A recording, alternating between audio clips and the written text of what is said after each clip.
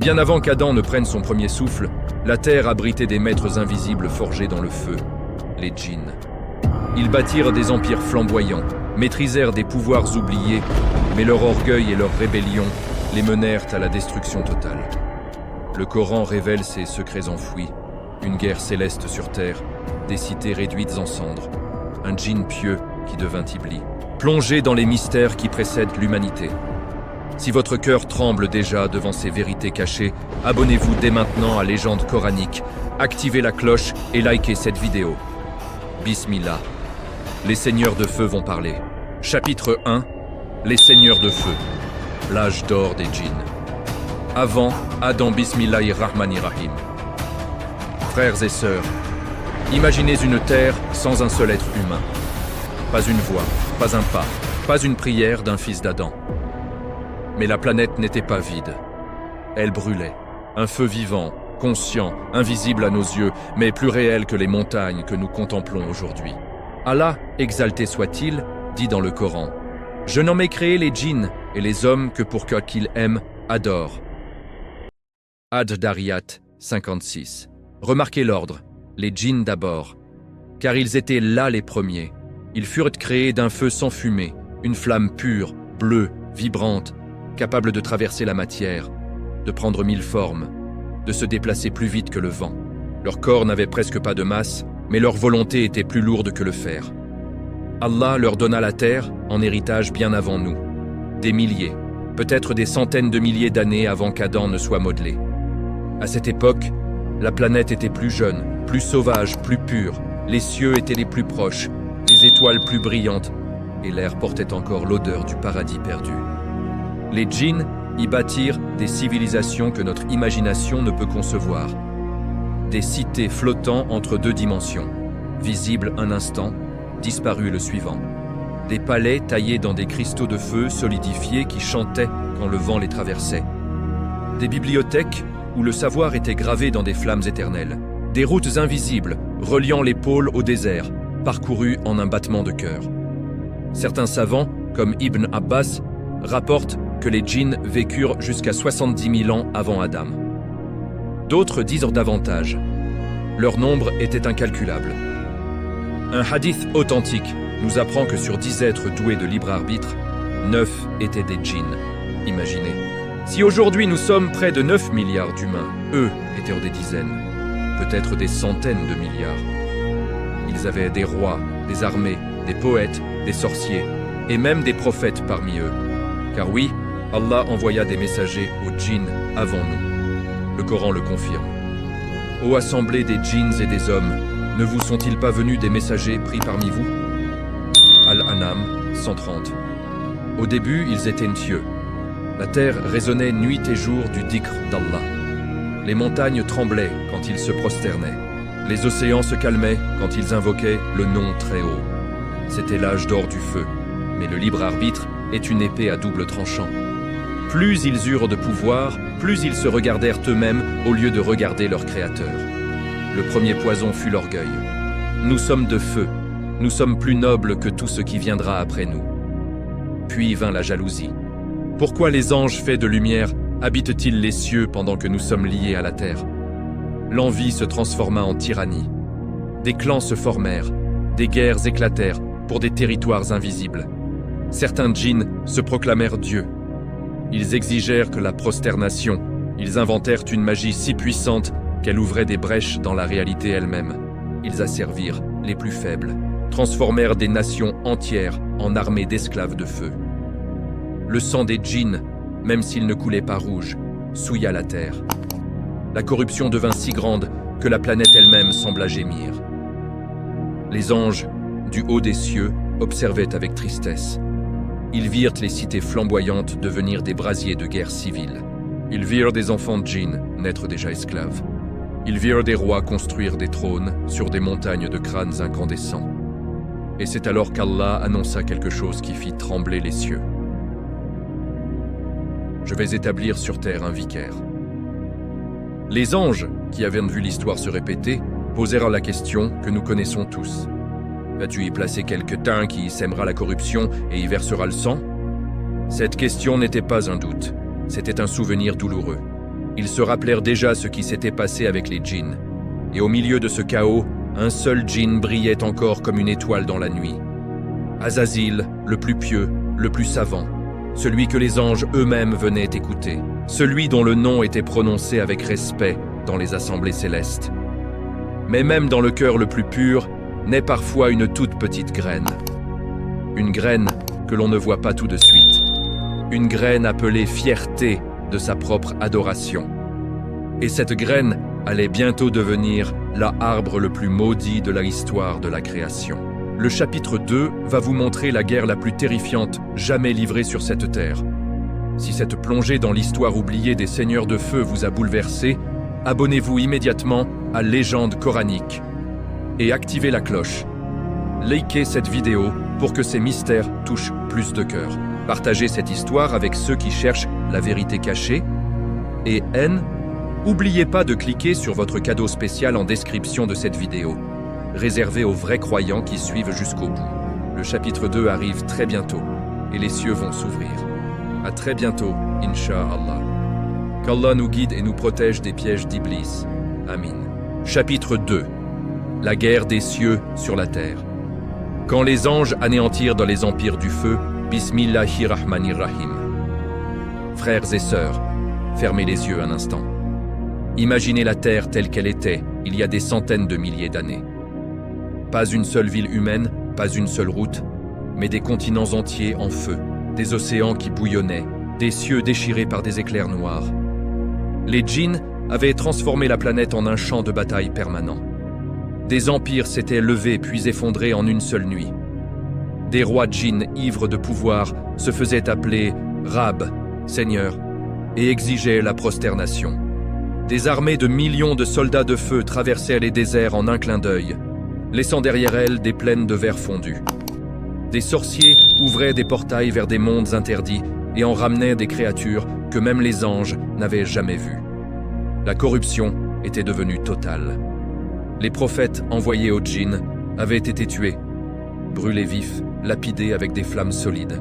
Le dernier d'entre eux, selon certaines narrations rapportées par les savants anciens, fut décapité sur un autel de feu noir et sa tête fut exposée au sommet d'une tour qui touchait les nuages. À ce moment-là, la terre elle-même cria vers Allah. Les montagnes tremblèrent de rage, les océans se retirèrent, refusant de porter ces tyrans, et les anges, dans les cieux, pleurèrent des larmes de lumière pure.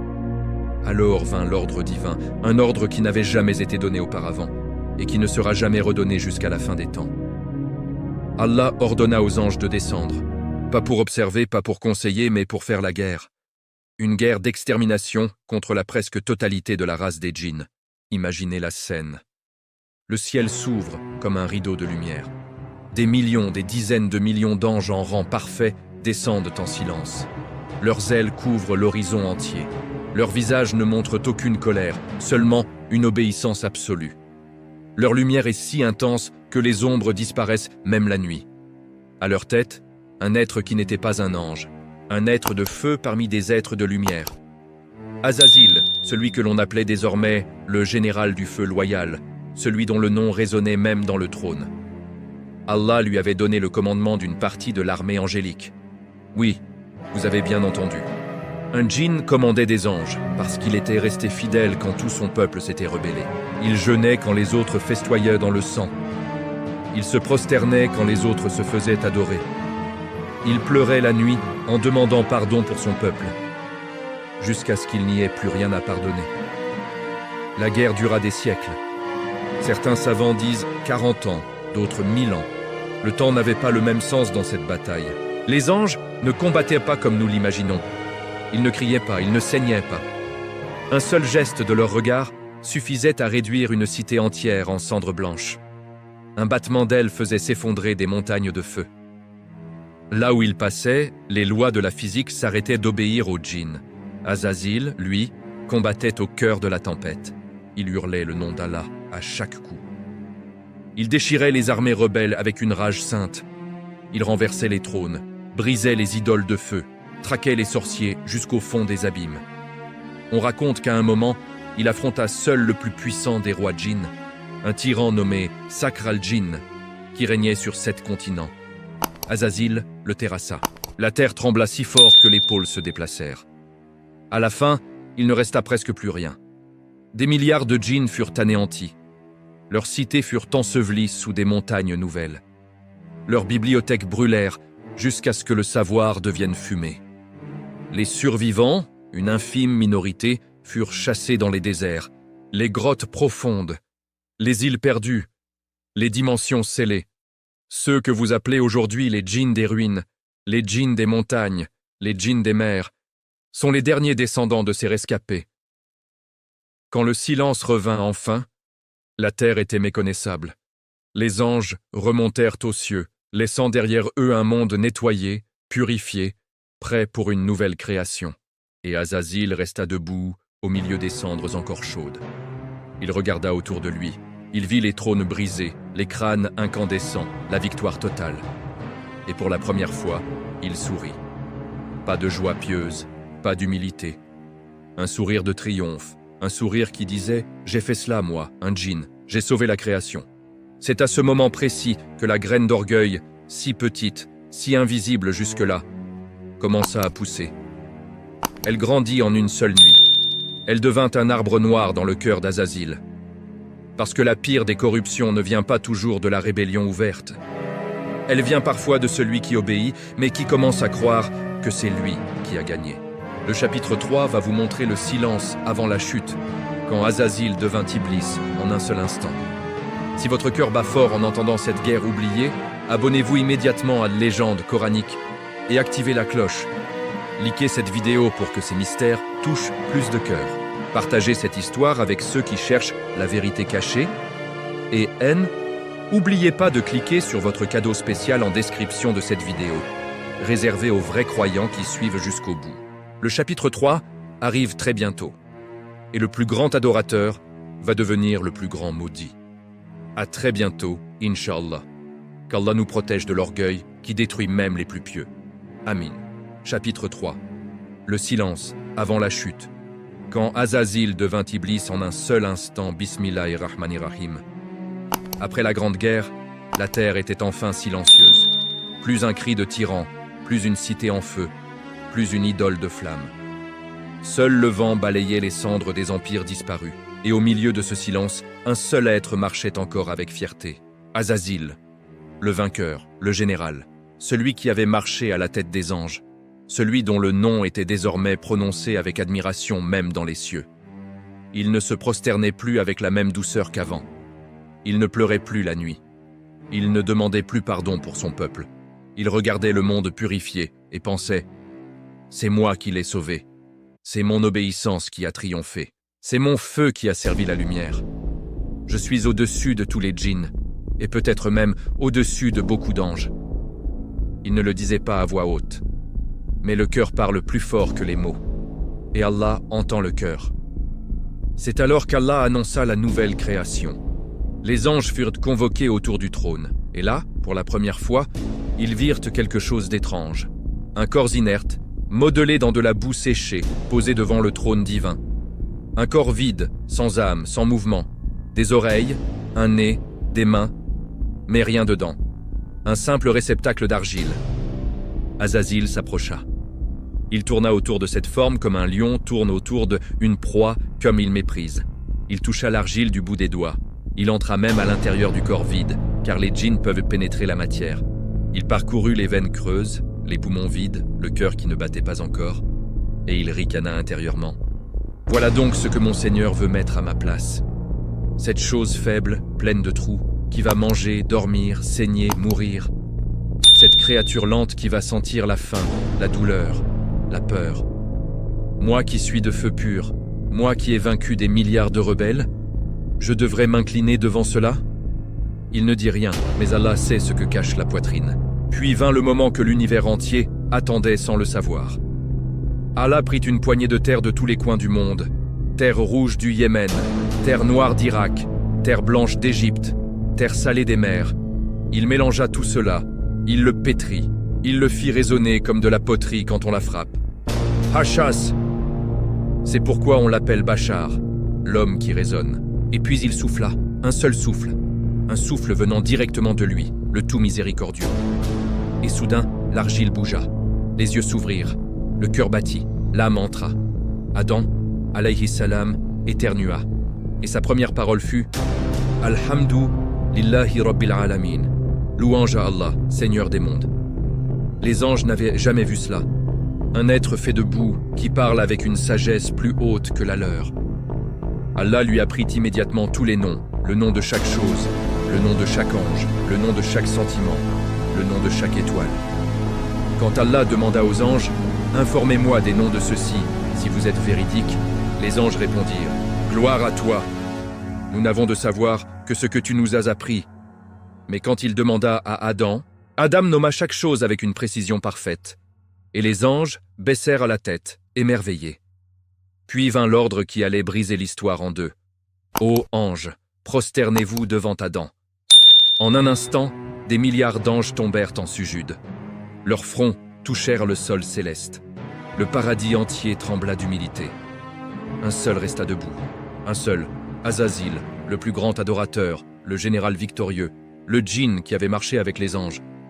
Il resta comme une colonne de feu, ses yeux fixés sur Adam, son cœur hurlant. « Moi, me prosterner devant de la boue, moi qui suis de feu sans fumée, moi qui ai combattu pour toi, moi qui ai purifié la terre, jamais !» Allah, qui connaît l'invisible, lui demanda calmement. « Comment est-ce quitter à empêcher de te prosterner alors que je te l'ai ordonné ?»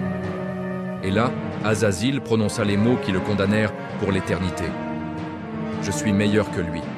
Tu m'as créé de feu et tu l'as créé d'argile. » En une seule phrase, il détruisit des milliers d'années d'adoration. En une seule phrase, il devint Iblis, le désespéré, le maudit, le rejeté. Allah le chassa immédiatement de sa proximité. « Sors d'ici, tu es banni, et la malédiction sera sur toi jusqu'au jour du jugement. » Mais Iblis, au lieu de se repentir, demanda un délai. « Accorde-moi un répit jusqu'au jour où ils seront ressuscités. » Allah répondit, « Tu es de ceux à qui un répit est accordé. » Et Iblis prononça alors sa déclaration de guerre éternelle. « Puisque tu m'as égaré, je m'assiérai sur ton droit chemin pour les égarer. Je viendrai à eux par devant, par derrière, par leur droite, par leur gauche, et tu ne trouveras presque aucun d'eux reconnaissant. » Frères et sœurs, ce fut le premier acte de racisme de l'histoire. Le premier, je suis meilleur à cause de ma matière. Le premier refus d'obéir par orgueil. Et ce jour-là, le plus grand adorateur devint le plus grand maudit. Le chapitre 4 va vous montrer le serment de sang d'Iblis, comment il jura de nous faire tomber un par un jusqu'au dernier des hommes. Si vous avez senti votre cœur trembler à l'instant où Iblis a refusé de se prosterner, si vous avez compris que l'orgueil peut détruire en une seconde ce que des millénaires d'adoration ont construit, abonnez-vous immédiatement à Légende coranique et activez la cloche. Likez cette vidéo pour que ces mystères touchent plus de cœurs. Partagez cette histoire avec ceux qui cherchent la vérité cachée. Et n'oubliez pas votre cadeau spécial en description de cette vidéo, réservé aux vrais croyants qui suivent jusqu'au bout. Le chapitre 4 arrive très bientôt, et le serment le plus terrifiant va être prononcé. À très bientôt, Inch'Allah. Qu'Allah nous protège de l'orgueil d'Iblis. Amin. Ces trois parties forment un crescendo parfait. La première pose le décor et l'orgueil naissant. La seconde montre le mépris et la création d'Adam. La troisième culmine avec le refus, la chute et la déclaration de guerre. Idéal pour captiver et faire réfléchir tes viewers. Chapitre 4. Le serment de sang d'Iblis. Comment il jura de nous faire tomber un par un, Bismillahirrahmanirrahim. Imaginez la scène. Iblis vient d'être chassé. Il ne tombe pas comme une étoile filante. Non, il tombe lentement, très lentement, comme une braise rouge qui refuse de s'éteindre. Il traverse les 7 cieux en hurlant, non pas de douleur, mais de rage. Chaque ciel qu'il traverse devient plus sombre à son passage. Les anges détournent le regard, même les étoiles semblent se cacher. Pendant cette chute interminable, il n'y a plus une once de repentir en lui, plus une larme, plus une prière. Il ne pense plus à Allah avec amour, il pense à Adam avec haine, une haine si pure, si brûlante qu'elle devient son nouveau Dieu. Et dans cette chute, il prononce 7 serments. Des serments gravés dans le livre du destin, des serments que vous et moi entendons encore aujourd'hui murmurer dans nos oreilles tous les jours. Écoutez-les bien, car ce sont les armes avec lesquelles il nous combat encore. 1. Je les ferai tous tomber comme j'ai chuté. 2. Je leur embellirai la désobéissance jusqu'à ce que elle leur paraisse plus belle que l'obéissance. 3. Je leur ferai oublier la mort jusqu'à ce qu'elle les surprenne. 4. Je les diviserai en sectes, en races, en nations, et je les ferai s'entretuer au nom même de Dieu. 5. Je ferai aimer l'argent plus que la prière. 6. Je ferai désirer le haram plus que le halal, mais je ne m'arrêterai que quand le dernier fils d'Adam sera entré en enfer avec moi, ou quand le soleil se lèvera à l'ouest. Quand il touche enfin la terre, le sol se fend sur des milliers de kilomètres. Un cratère fumant apparaît là où il atterrit. Certains savants disent que c'est El, origine de certains déserts noirs que El, on trouve encore aujourd'hui. Et là, seul au milieu des ruines de ses anciens frères djinns, il lève la tête vers le ciel et lance un défi que l'univers entier a entendu. « Oh Allah, tu m'as maudit à cause d'Adam. Alors je te jure que je passerai l'éternité à prouver que tu as eu tort de le choisir. Je le rendrai faible, je le rendrai ingrat, je le rendrai assassin, je le rendrai adorateur de lui-même, et je remplirai l'enfer de sa descendance. » Allah, dans sa sagesse infinie, lui répondit « Va, sur mes serviteurs sincères, tu n'auras aucune prise. Mais ceux qui te suivront, l'enfer sera rempli de vous tous. » Et à cet instant précis, Iblis sourit, un sourire horrible. Car il venait de recevoir l'autorisation officielle de nous faire la guerre jusqu'au jour dernier. Il n'a plus d'aile, il n'a plus de beauté, il n'a plus de rang. Mais il a quelque chose de pire, du temps, beaucoup de temps, et une intelligence intacte, et une haine infinie. Alors il organisa son armée. Il appela les djinns survivants qui avaient échappé à la Grande Guerre, les plus rebelles, les plus amers. Il leur dit « Rejoignez-moi. Nous ne combattrons plus Allah directement. Nous combattrons son chef-d'œuvre, l'homme. Nous le corromprons de l'intérieur. Nous le ferons tomber sans même qu'il s'en rende compte. » Et ils acceptèrent. Des millions de djinns maudits se rangèrent sous sa bannière. Ils devinrent les shayatines, les démons, les karines, les compagnons invisibles que chacun de nous porte depuis sa naissance. Iblis leur donna des grades, certains chargés de la musique et de la danse, d'autres de la richesse et de l'avarice, d'autres de la fornication et du regard, d'autres de la division entre frères, d'autres encore de la sorcellerie et de l'occultisme. Et lui, Iblis, se réserva le plus grand pouvoir, celui de s'asseoir sur le chemin droit, as-sirat al-mustaqim, et de souffler directement dans le cœur de l'homme. Pas avec des chaînes, pas avec la force, mais avec un murmure, un seul murmure. Et le premier cœur dans lequel il souffla ce murmure fut celui d'Adam lui-même. Encore au paradis. Car oui, Iblis n'avait pas été chassé du paradis immédiatement après sa malédiction. Il y resta encore un peu, le temps de préparer sa plus grande victoire, ou sa plus grande humiliation. Le chapitre 5 va vous montrer la première tentation. Comment Iblis pénétra le paradis en trompant le serpent et fit tomber Adam et Hawa par un seul fruit. Si vous avez senti un frisson vous parcourir l'échine en entendant les 7 serments d'Iblis, si vous avez compris que cette guerre est toujours en cours et qu'elle se déroule en ce moment même dans votre poitrine, abonnez-vous immédiatement à mon légende coranique et activez la cloche. Likez cette vidéo pour que ces mystères touchent ne plus de cœur. Partagez cette histoire avec ceux qui cherchent la vérité cachée. Et n'oubliez pas de cliquer sur votre cadeau spécial en description de cette vidéo, réservé aux vrais croyants qui suivent jusqu'au bout. Le chapitre 5 arrive très bientôt.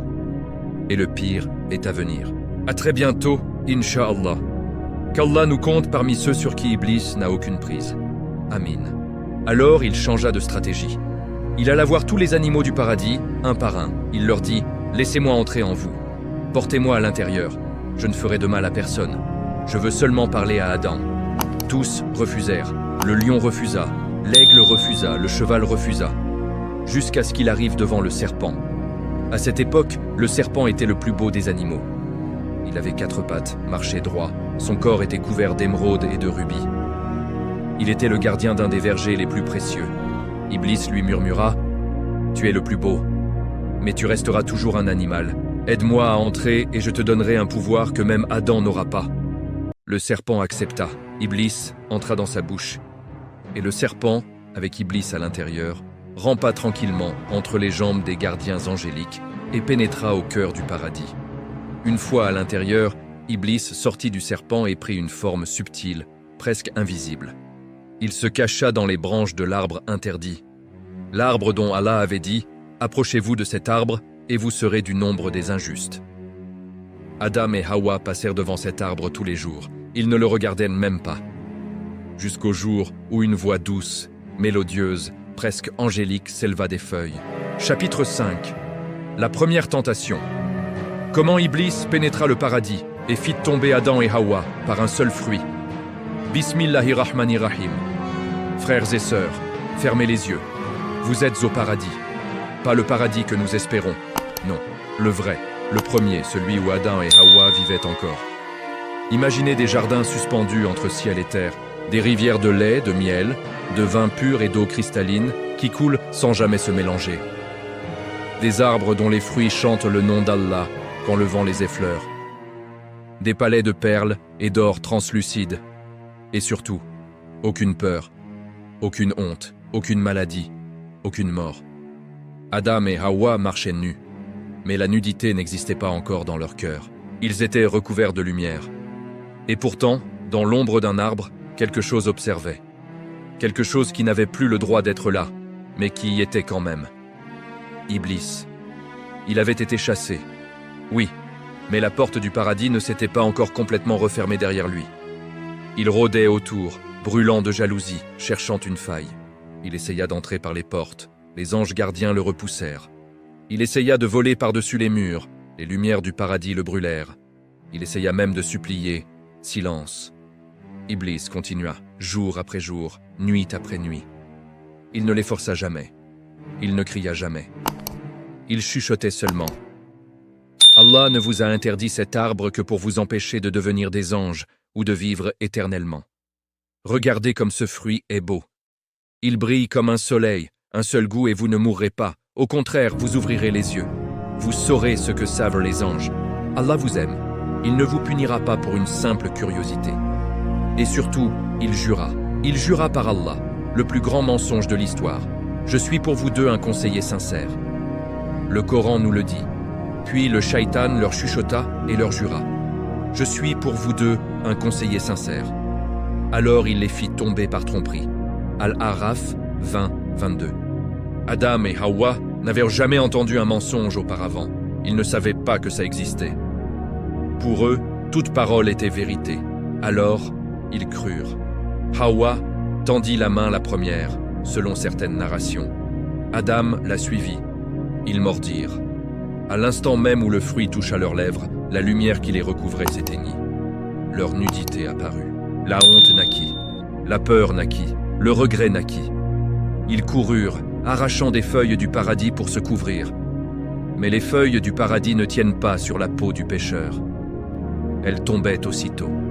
Et pour la première fois, ils entendirent la voix d'Allah, non plus douce, mais ferme. Ne vous avais-je pas interdit cet arbre? Et ne vous avais-je pas dit que Shaitan est pour vous un ennemi déclaré? Adam et Hawa tombèrent à genoux. Ils pleurèrent. Ils ne cherchèrent pas d'excuses. Ils ne rejetèrent pas la faute l'un sur l'autre. Ils dirent simplement « Ô notre Seigneur, nous avons été injustes envers nous-mêmes.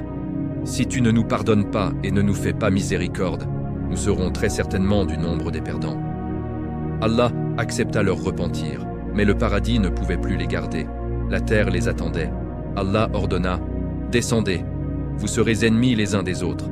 La terre sera pour vous une demeure et un bienfait pour un temps. » Et ainsi, Adam, Hawa, Iblis et le serpent furent précipités sur terre. 4 créatures touchées par leur propre choix, ou presque. Car même dans cette chute, Allah montra sa miséricorde. Il enseigna à Adam les mots du repentir. Il promit la guidance. Mais Iblis, tapi dans l'ombre, vit la scène. Et pour la première fois depuis sa chute, il eut peur. Parce qu'il comprit, l'homme peut tomber, mais il peut aussi se relever. Le chapitre 6 va vous montrer les larmes d'Adam. La séparation, la solitude est la rencontre la plus émouvante de l'histoire. Si vous avez senti la gorge serrée en imaginant Adam et Hawa en train de pleurer sous El Ebré arbre, si vous avez compris que le premier mensonge de El a d'histoire est encore celui que on nous murmure tous les jours. Abonnez-vous immédiatement à Légende coranique et activez la cloche. Likez cette vidéo pour que ces mystères touchent plus de cœurs. Partagez cette histoire avec ceux qui cherchent la vérité cachée et haine. N'oubliez pas votre cadeau spécial en description de cette vidéo, réservé aux vrais croyants qui suivent jusqu'au bout.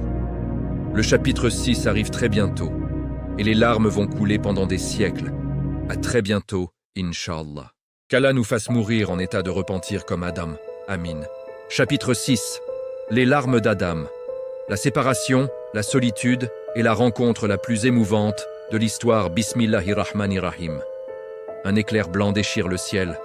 4 êtres sont précipités du paradis comme des météorites. Ils ne tombent pas au même endroit. Allah, dans sa sagesse infinie, les sépare. Adam tombe seul sur une montagne, en Inde ou à Sri Lanka selon les narrations, sur un pic que l'on appelle aujourd'hui le pic d'Adam. On y voit encore, dit-on, l'empreinte gigantesque de son pied dans la roche. Hawa tombe à Jeddah, près de la mer Rouge, là où se trouve aujourd'hui le port de Jeddah. Son nom viendrait de Jadda, grand-mère. Iblis tombe sur une île maudite dans l'océan Indien ou dans le golfe Persique. Certaines traces disent qu'il atterrit près de Bassora.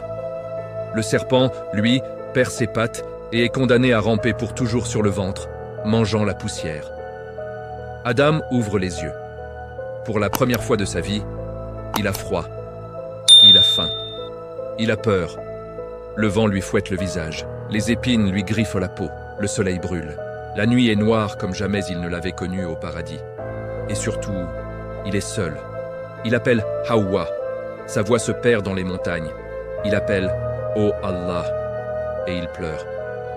On raconte qu'Adam pleura pendant 300 ans. Oui, 3 siècles. Ses larmes étaient si abondantes qu'elles formèrent des rivières entières. Les plantes qui poussèrent sur ces larmes sont encore aujourd'hui les plus parfumées, le musc, le camphre, l'ambre gris.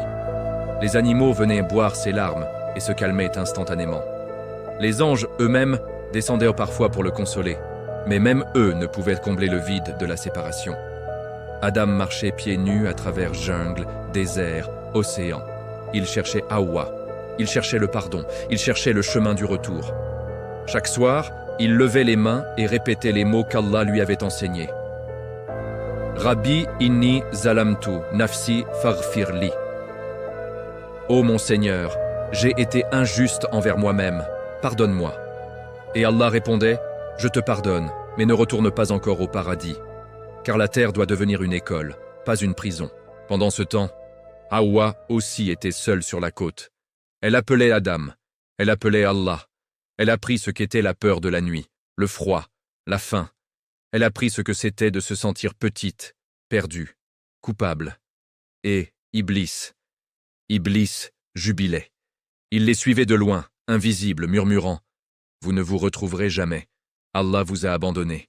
Vous allez mourir ici. Oubliez. » Mais Allah n'abandonne jamais ses serviteurs repentis. Un jour, après des siècles de marche et de larmes, Allah ordonna à Jibril de guider Adam vers l'ouest et à Mikaïl de guider Hawa vers l'est. Ils marchaient, sans le savoir, l'un vers l'autre.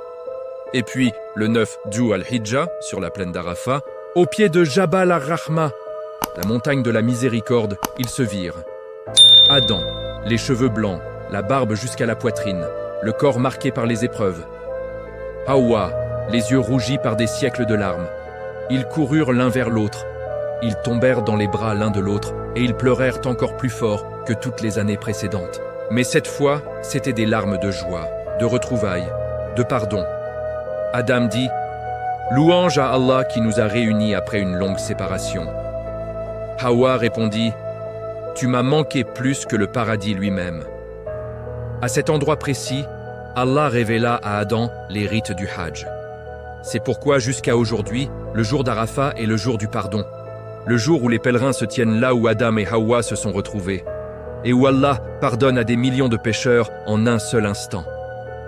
Mais Iblis, tapi dans l'ombre, vit la scène, et pour la première fois depuis sa chute, il eut peur.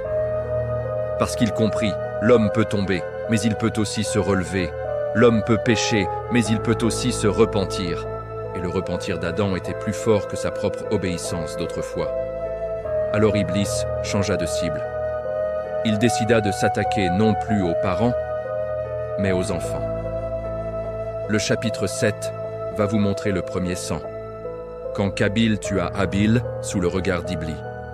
Si vous avez pleuré en imaginant Adam et Hawa se retrouvant après des siècles de solitude, si vous avez compris que le Hajj est la commémoration de ces larmes, abonnez-vous immédiatement à Madimoun, légende coranique, et activez la cloche. Likez cette vidéo pour que ces mystères touchent plus de cœurs. Partagez cette histoire avec ceux qui cherchent la vérité cachée.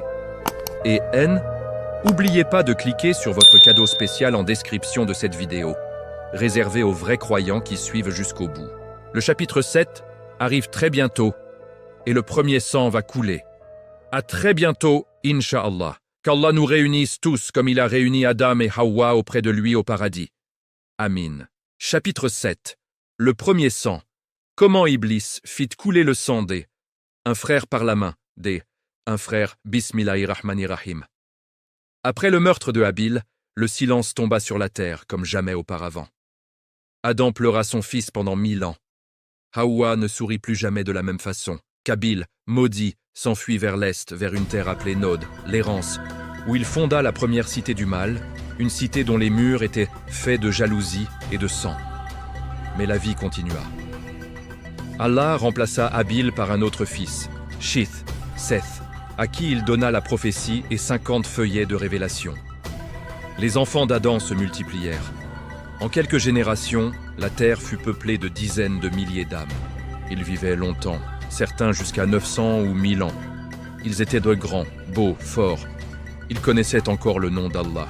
Ils priaient, jeûnaient, faisaient le Hajj à pied depuis les confins du monde. Et pourtant, Iblis n'avait pas disparu. Il observait.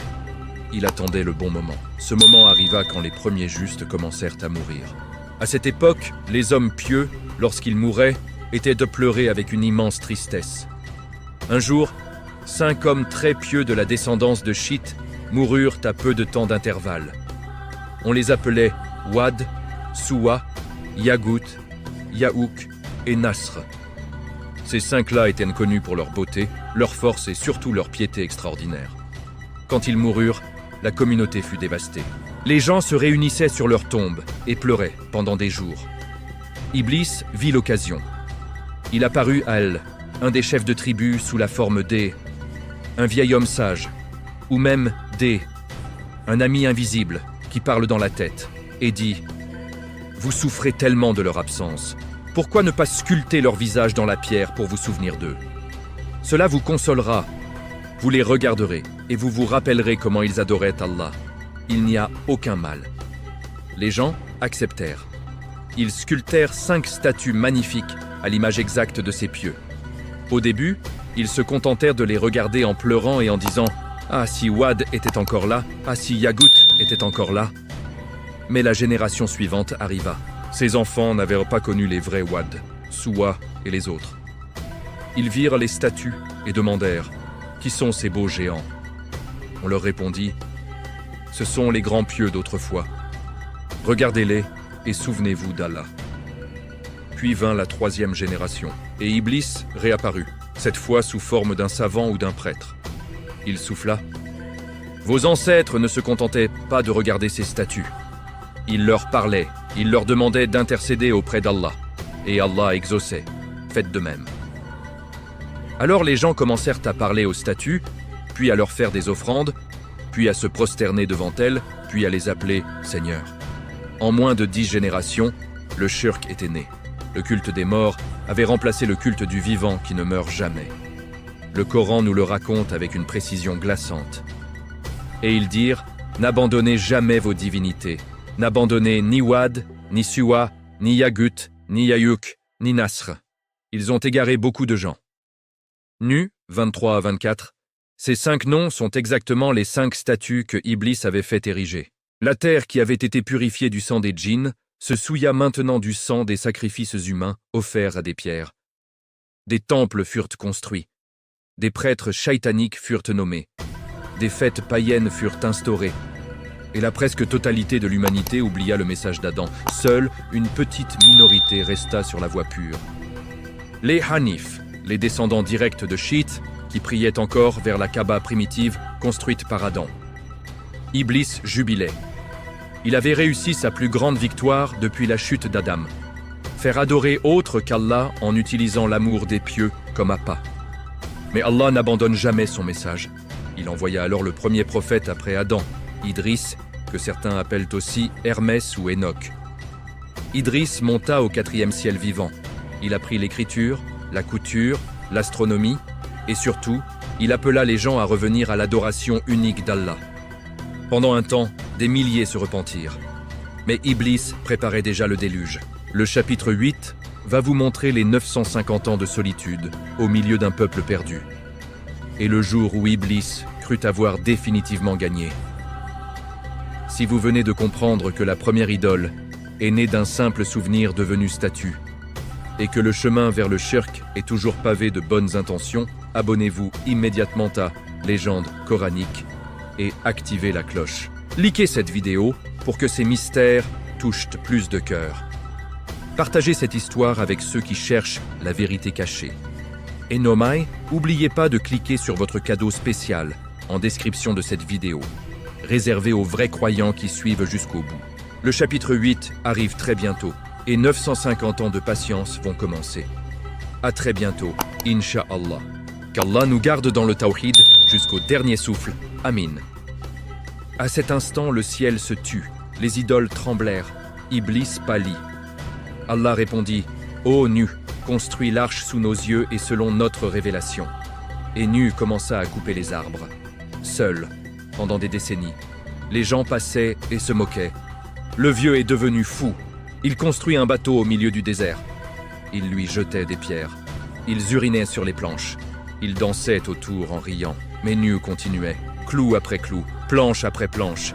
Et il pleurait en travaillant en disant « Oh Allah, si tu veux détruire ton serviteur avec eux, fais-le, mais ne laisse pas ton nom disparaître de la terre. » Quand l'arche fut terminée, Allah ordonna « Embarque dans l'arche un couple de chaque espèce, ta famille et ceux qui ont cru. » Combien avaient cru? Le Coran nous le dit, ils étaient peu nombreux. Selon les narrations les plus fortes, 8 personnes, Nu et sa femme fidèle, plus une poignée de âmes. Certains disent 80 avec les familles, mais jamais plus de quelques dizaines sur des millions d'habitants. Puis vint le jour du déluge, le ciel creva, la terre jaillit comme des fontaines, les montagnes devinrent des îles, les vallées devinrent des mers.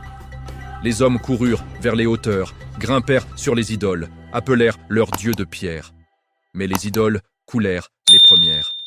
Un des fils de Nu, qui avait refusé de monter, se réfugia sur une montagne et cria « Je vais me réfugier sur une montagne qui me protégera de l'eau. » Nu hurla du haut de l'arche. Il n'y a aujourd'hui aucun refuge contre l'ordre d'Allah. Une vague haute comme une montagne l'emporta. Nu pleura son propre fils. Iblis, lui, regardait la scène depuis une grotte sombre. Pour la première fois depuis sa chute, il tremblait. Il voyait les milliards d'âmes qu'il avait corrompues s'enfoncer dans l'eau. Et l'arche minuscule flottait, portant le dernier reste de Tawhid. Il comprit soudain, Allah ne laissera jamais son message disparaître complètement. Il y aura toujours un reste, toujours un Nu, toujours une arche. Le déluge dura 40 jours et 40 nuits, ou 150 jours selon les exégèses. Puis l'arche se posa sur le mont Judi. La terre redevint verte. Nu, le deuxième père de l'humanité, descendit avec les croyants. Et le long combat recommença. Mais cette fois, Iblis savait, il ne gagnera jamais totalement, il ne peut que retarder. Le chapitre 9 va vous montrer le dernier secret de Nu, gravé dans l'arche, et pourquoi Iblis nous craint encore aujourd'hui. Si vous avez pleuré en imaginant Nu à 950 ans, si vous avez compris que vous et moi sommes les enfants de ces quelques survivants de Helbzarch, abonnez-vous immédiatement à Légende coranique et activez la cloche. Likez cette vidéo pour que ces mystères touchent plus de cœurs. Partagez cette histoire avec ceux qui cherchent la vérité cachée et n'oubliez pas votre cadeau spécial en description de cette vidéo, réservé aux vrais croyants qui suivent jusqu'au bout. Le chapitre 9 arrive très bientôt et le message final va être révélé. À très bientôt, Inch'Allah. Qu'Allah fasse de nous les héritiers de Nour et non ceux qui l'ont moqué. Amin. Chapitre 8, les 950 ans de solitude. Au milieu des un peuple perdu et le jour où Iblis crut avoir définitivement gagné. Bismillahirrahmanirrahim. Frères et sœurs, imaginez vivre 950 ans et que pendant ces 950 ans, presque personne ne croit en vous. 950 ans à être traité de fou, de menteur, de sorcier. 950 ans à voir ses propres enfants se détourner. 950 ans à construire, seul le plus grand bateau que la terre ait jamais porté, au milieu du désert, loin de toute mer. C'est l'histoire de Nuh, alayhi salam. Après Idriss, le shirk avait tout englouti. Les 5 statues étaient devenues des centaines, puis des milliers. Chaque village avait ses dieux de pierre, de bois, d'or. On sacrifiait des enfants pour faire pleuvoir. On se prostituait dans les temples pour honorer les idoles. On buvait jusqu'au délire. La terre puait le sang et l'oubli d'Allah. Alors Allah envoya Nuh. À 40 ans, ou 400 ans selon certaines narrations, il reçut la révélation et l'ordre le plus lourd jamais donné à un prophète. Avertis ton peuple avant qu'un châtiment douloureux ne les atteigne. Nuh se leva et cria « Jour et nuit, pendant 950 ans, mon peuple adorait Allah. Vous n'avez d'autre divinité que lui. Je crains pour vous le châtiment d'un jour terrible. » Mais la réponse fut toujours la même. Les chefs riaient. « Nous ne voyons en toi qu'un homme comme nous, et nous voyons que seuls les plus vils d'entre nous te suivent sans réfléchir. » Les riches se moquaient. Si ton Dieu était vrai, il t'aurait donné de l'or et des jardins. Les jeunes le lapidaient, les vieux le traitèrent de sénile. Même certains de ses propres fils et sa femme se détournèrent. On raconte que Nuh prêchait debout, assis, couché, marchant, la nuit, le jour, en secret, en public. Il changeait de méthode tous les 100 ans. Il pleurait, il suppliait, il menaçait, il raisonnait. Rien n'y faisait. Et pendant ce temps, Iblis paradait. Il avait des prêtres dans chaque temple. Il apparaissait aux devins. Il inspirait des chansons obscènes. Il faisait croire que les idoles parlaient. Il avait réussi à faire oublier le nom d'Allah à presque toute la terre. Il se disait, cette fois, c'est fini. L'humanité est à moi. Mais un jour, nu, épuisé, les pieds en sang, les yeux pleins de larmes, leva les mains au ciel et prononça la dua la plus terrifiante jamais prononcée par un prophète.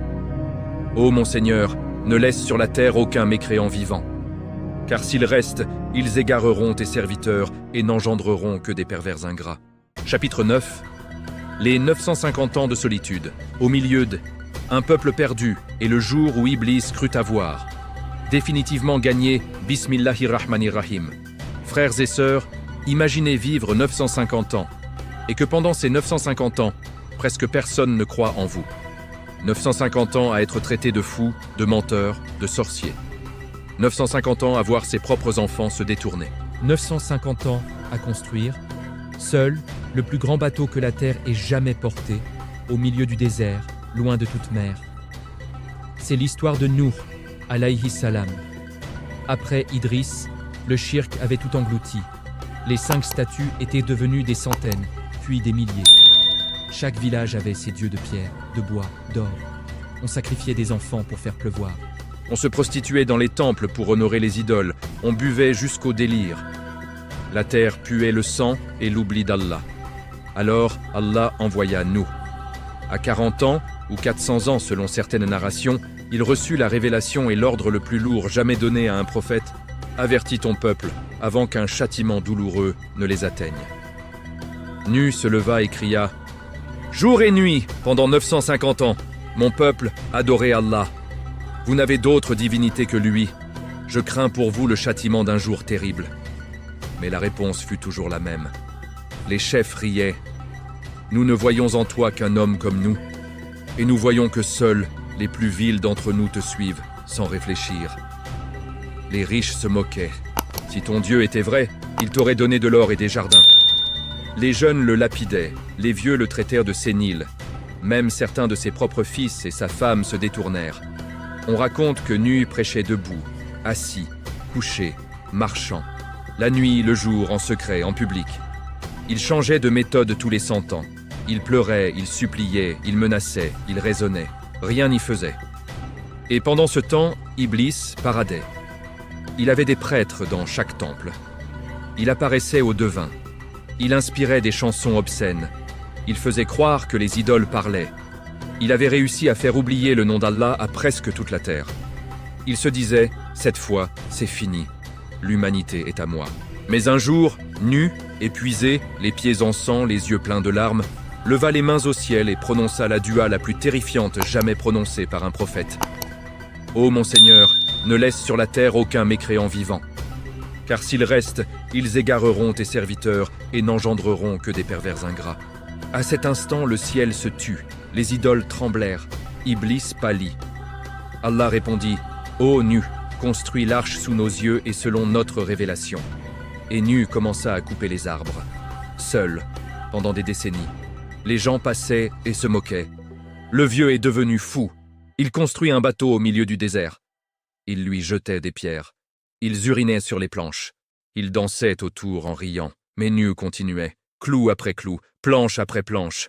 Et il pleurait en travaillant en disant « Oh Allah, si tu veux détruire ton serviteur avec eux, fais-le, mais ne laisse pas ton nom disparaître de la terre. » Quand l'arche fut terminée, Allah ordonna « Embarque dans l'arche un couple de chaque espèce, ta famille et ceux qui ont cru. » Combien avaient cru? Le Coran nous le dit, ils étaient peu nombreux. Selon les narrations les plus fortes, 8 personnes, Nu et sa femme fidèle, plus une poignée de âmes.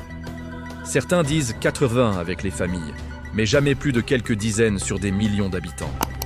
Puis vint le jour du déluge, le ciel creva, la terre jaillit comme des fontaines, les montagnes devinrent des îles, les vallées devinrent des mers. Les hommes coururent vers les hauteurs, grimpèrent sur les idoles, appelèrent leurs dieux de pierre. Mais les idoles coulèrent les premières. Un des fils de Nu, qui avait refusé de monter, se réfugia sur une montagne et cria « Je vais me réfugier sur une montagne qui me protégera de l'eau. » Nu hurla du haut de l'arche. Il n'y a aujourd'hui aucun refuge contre l'ordre d'Allah. Une vague haute comme une montagne l'emporta. Nu pleura son propre fils. Iblis, lui, regardait la scène depuis une grotte sombre. Pour la première fois depuis sa chute, il tremblait. Il voyait les milliards d'âmes qu'il avait corrompues s'enfoncer dans l'eau. Et l'arche minuscule flottait, portant le dernier reste de Tawhid. Il comprit soudain, Allah ne laissera jamais son message disparaître complètement. Il y aura toujours un reste, toujours un Nu, toujours une arche. Le déluge dura 40 jours et 40 nuits, ou 150 jours selon les exégèses. Puis l'arche se posa sur le mont Judi. La terre redevint verte. Nu, le deuxième père de l'humanité, descendit avec les croyants. Et le long combat recommença. Mais cette fois, Iblis savait. Il ne gagnera jamais totalement. Il ne peut que retarder. Le chapitre 10 va vous montrer le dernier secret de Nu, gravé dans l'arche, et pourquoi Iblis nous craint encore aujourd'hui. Si vous avez pleuré en imaginant Nu à 950 ans, si vous avez compris que vous et moi sommes les enfants de ces quelques survivants de El Arsh, abonnez-vous immédiatement à Légende coranique et activez la cloche. Likez cette vidéo pour que ces mystères touchent plus de cœur. Partagez cette histoire avec ceux qui cherchent la vérité cachée et n'oubliez pas votre cadeau spécial en description de cette vidéo, réservé aux vrais croyants qui suivent jusqu'au bout. Le chapitre 10 arrive très bientôt et le message final va être révélé. À très bientôt, Inch'Allah. Qu'Allah fasse de nous les héritiers de Nour et non ceux qui l'ont moqué. Amin. Chapitre 10. Le dernier secret de Nur. Gravé dans le Arsh et pourquoi Iblis nous craint. Encore au jour.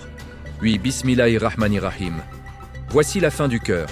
Le chapitre que vous attendiez depuis le premier jour. Celui qui relie tout.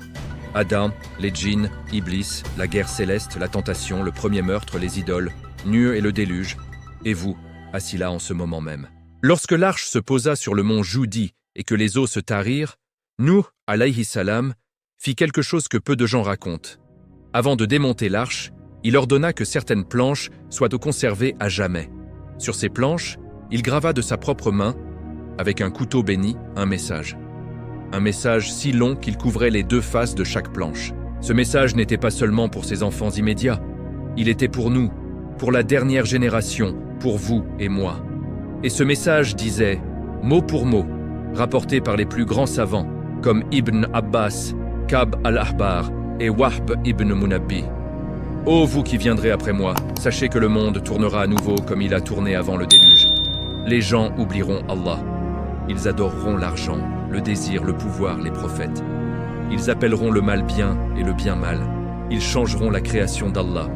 Ils suivront les pas du shaitan jusqu'à ce que il ne reste presque plus un seul qui dise « La ilaha illa Allah » avec le cœur. Mais écoutez bien, quand vous verrez ces signes, quand la fumée sortira de la terre, quand le soleil se lèvera à l'ouest, quand la bête parlera, quand Yajouj et Majouj seront lâchés, alors sachez que l'heure est à la porte et que la victoire finale n'appartient pas à Iblis, mais à celui qui aura tenu cette phrase jusqu'au bout. La ilaha illa Allah Muhammad Rasulullah.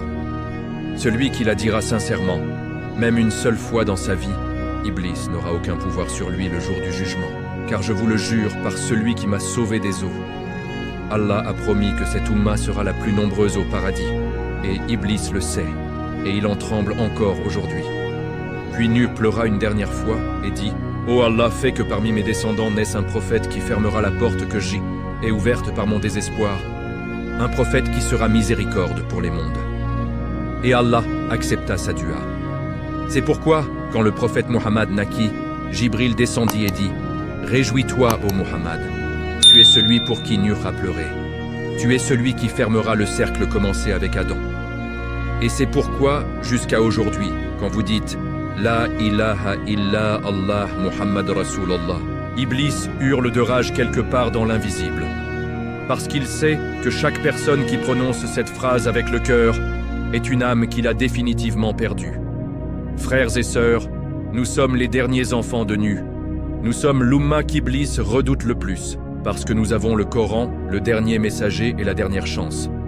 Alors levez-vous maintenant. Dites-le fort avec moi, La ilaha illa Allah, Muhammad Rasulullah. Et sachez qu'en cet instant même, quelque part dans le monde invisible, Iblis vient de reculer d'un pas. La série Mystère du Coran s'achève ici, mais votre histoire avec Allah, elle ne fait que commencer.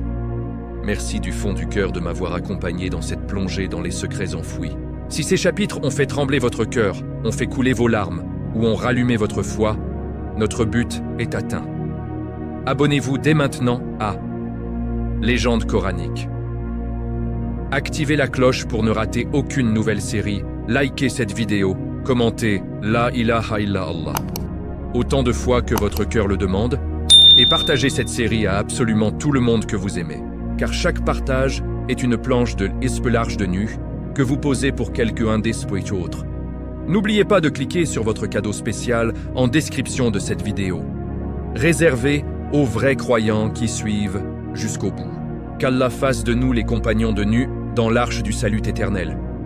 Qu'il nous réunisse tous avec Adam, Nu, Ibrahim, Musa, Issa et Muhammad. Sous l'épaisse ombre du trône, le jour où il n'y aura plus de guesse ombre que la sienne. À très bientôt pour une nouvelle légende coranique. Que Allah augmente notre amour pour lui et pour son messager jusqu'à notre dernier souffle. Amin, amin, amin.